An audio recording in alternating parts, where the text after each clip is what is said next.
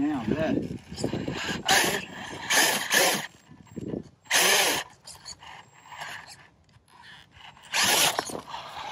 Yeah. Ah.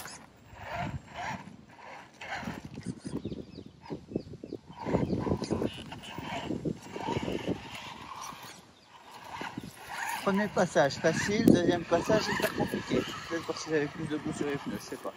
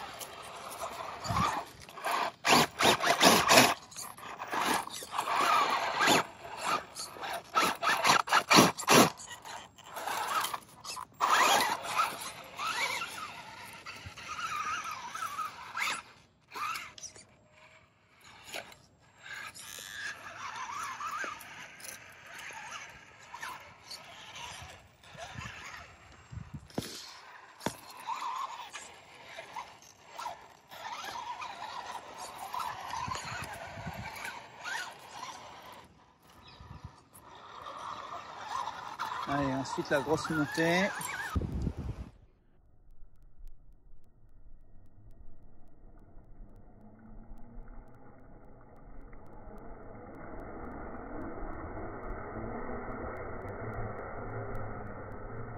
Là, je suis en config route, c'est-à-dire moins de braquage. Voilà, pour moins tilter, je ne change rien au niveau des suspensions pour l'instant, je suis toujours en mode trial.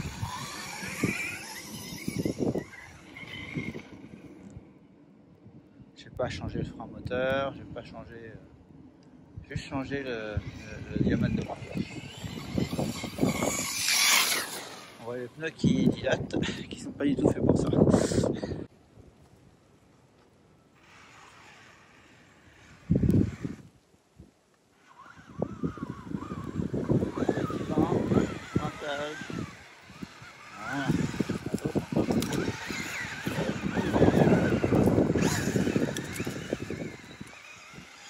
Bon, tentative de saut. Voilà. Hop, hop, hop, hop, hop, hop, hop, hop, hop, hop. Voilà ce que ça donne en vitesse longue à 3S. Dû à l'action des pneus qui sont pas du tout faits pour la vitesse, mais géniaux pour adhérer en vitesse courte. Voilà.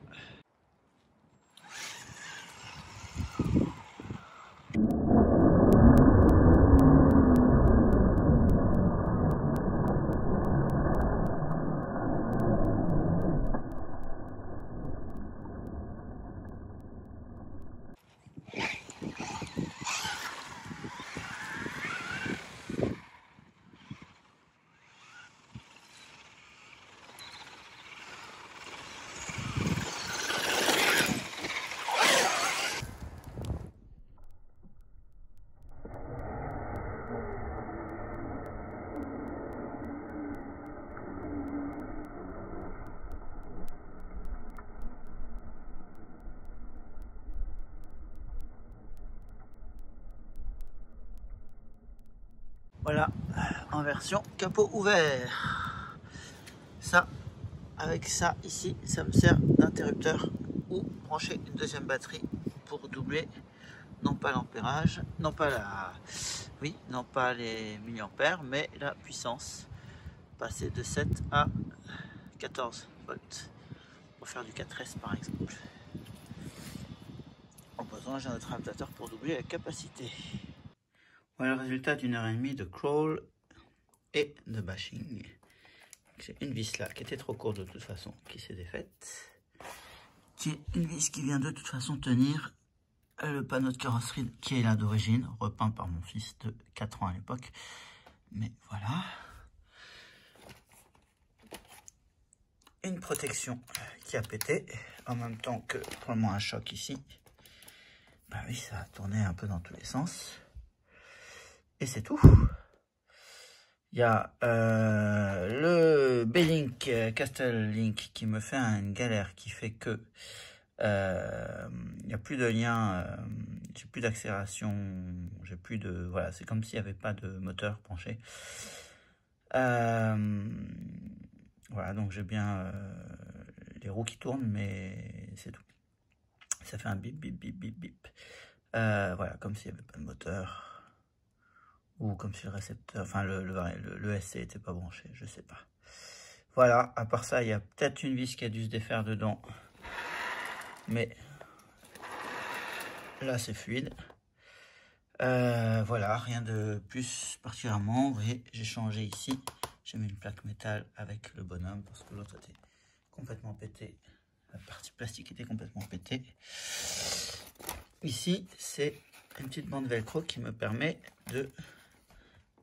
d'écraser la suspension à l'arrière, de limiter donc le débattement et en même temps raffermir la suspension. Ça, c'est quand je veux faire essentiellement du crawl à grande vitesse. Et donc là, enfin grande vitesse, oui. Et donc là, avec les suspensions comme ça, très lâchées, avec beaucoup d'amplitude, ça le fait pas. Ça retourne beaucoup trop. Ça, c'est pour limiter le twist, le torque twist. Voilà, je sais plus comment on dit. Voilà. C'est tout. À part ça, tout va bien. Yep, là aussi, ce que je peux faire quand je veux vraiment faire piste-piste, je remonte mes ancrages de suspension de allez, presque 2 cm. Ce qui me permet de baisser, évidemment, ma garde au sol vers ça, à peu près, et ça en suspension complètement étendue. Évidemment, je durcis au moyen des bagues qui sont là-dessous de chaque suspension. Les suspensions et pour le coup c'est bon. Je mets des pneus buggy piste ou équivalent et ça fait un super buggy. Voilà, par contre avec une position au sol qui est à peu près celle-ci en position normale, c'est pas écrasé. Voilà. Hop. Voilà. Donc j'ai ici vraiment une sorte de buggy qui fait très bien du crawl. Je pense que ça, à la fois, moi je l'ai mis, les ailes là, je l'ai mis parce que j'aime bien le réalisme des suspensions. Quand il y a des ailes, on voit mieux les roues qui bougent, je trouve. Et en même temps, clairement, ici, ça tape carrément. Ça en prend plein. Et je pense que ça évite que ce soit les roues qui en prennent, et notamment les suspensions qui en prennent en sens poussé. Donc ça évite d'arracher les suspensions. Pour l'arrière, le pire que j'ai fait, c'est péter des jantes en plastique suite à un choc. Ça a pété quelque part par là. Ça, c'est métal. Hein. Et tordre un peu un axe ici de roue. C'est à peu près le pire que j'ai fait. Les liens sont d'origine. Ils ont bientôt 1 an et demi. J'ai l'un des deux côtés qui est d'origine aussi, c'est celui-là.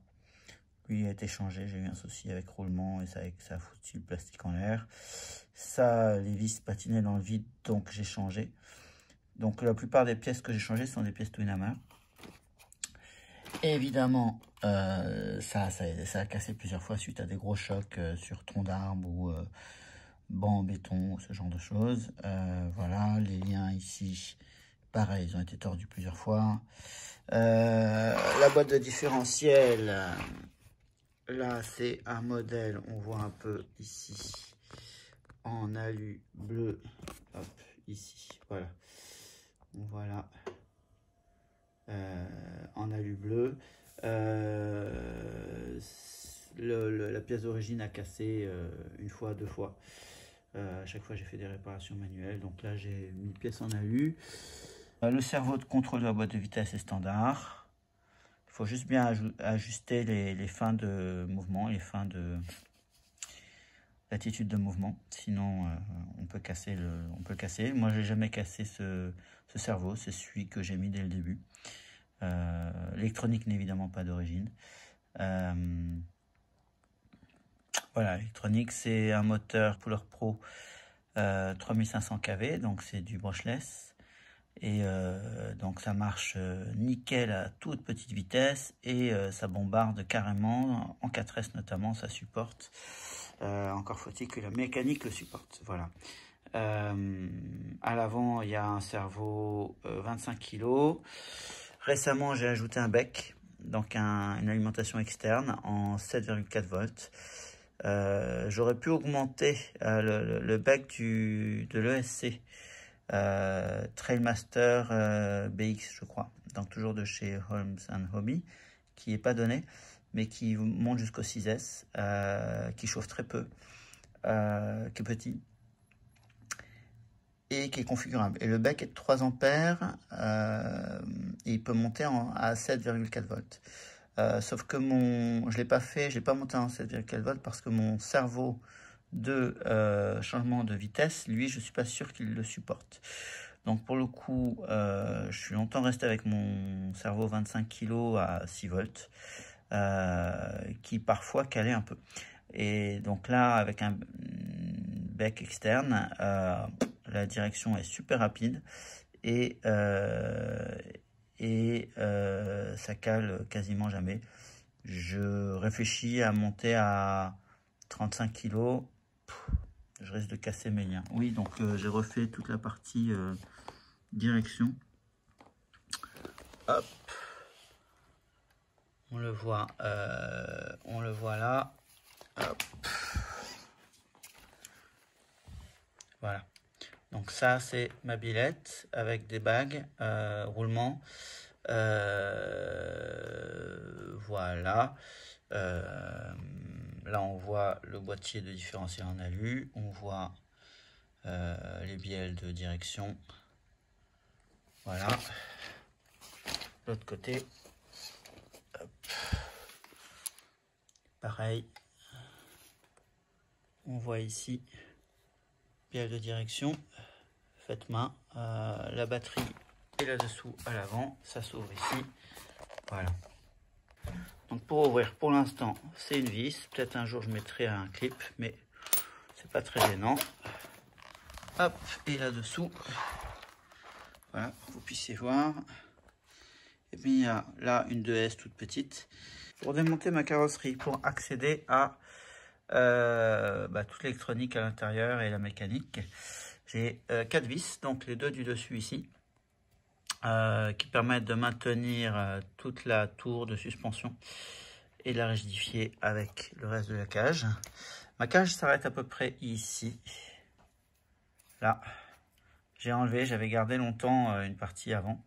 C'est maintenant le capot qui vient ici, éventuellement pivoter en avant, ou si j'ai ouvert, eh bien j'ai toute ma carrosserie qui s'en va.